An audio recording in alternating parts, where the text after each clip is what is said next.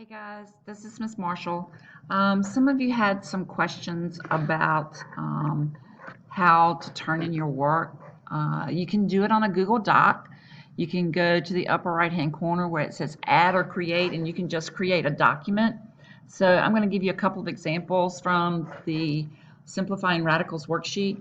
Number one was the square root of 128.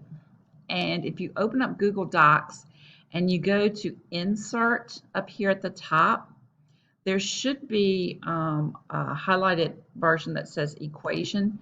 If you hit Equation, notice this line popped up, and then you have different symbols that you can insert in your typing. So I'm going to go over here to the fourth one, and it has a radical sign. So there I can type in the number 128. And then when I click outside it, it's done. So if I want to put an equal sign, and if I simplified it, then it would be 8 times the square root of 2. So I'm going to go back up here to New Equations, find my square root symbol, and put my answer. So let's try another one. So let's do 2. And that one is -3 times the square root. So I get a new equation. Fourth one down, the square root of 147.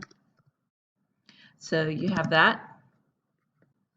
If I click outside it, I can put my equal sign, and my answer there is -21 times the square root. So I go back up to New Equation, insert my radical sign, square root of 3. So hopefully that helps with some of these.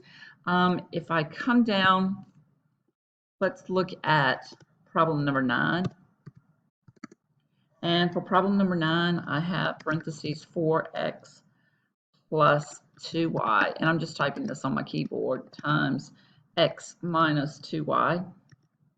And when I do my FOIL method on this, first outer, inner, last, and I combine all of my like terms, I have 4x, and I want to make squared.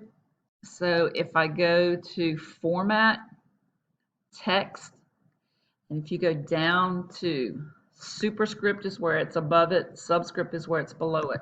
So the superscript would be 4x squared. And then you move out of that, and there we go. So now I have my 4x squared minus, I don't want it up there.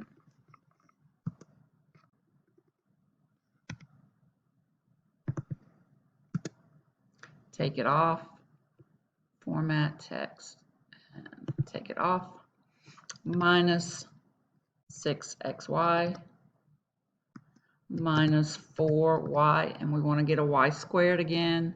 So format text superscript 2. Format text, and then we take it off. Okay, so hopefully that helps you get some of your exponents and your radical signs typed into your documents. You don't have to type them. You can simply go through, work them out on a piece of paper by hand, which some of you, it just makes sense to do that because it's a lot easier, a lot quicker, and it does show me your work. I'd appreciate that. But you can just show your work and take a picture of it and then attach it, the picture, to Google Classroom. Just make sure you're attaching everything to Classroom. Thanks a lot.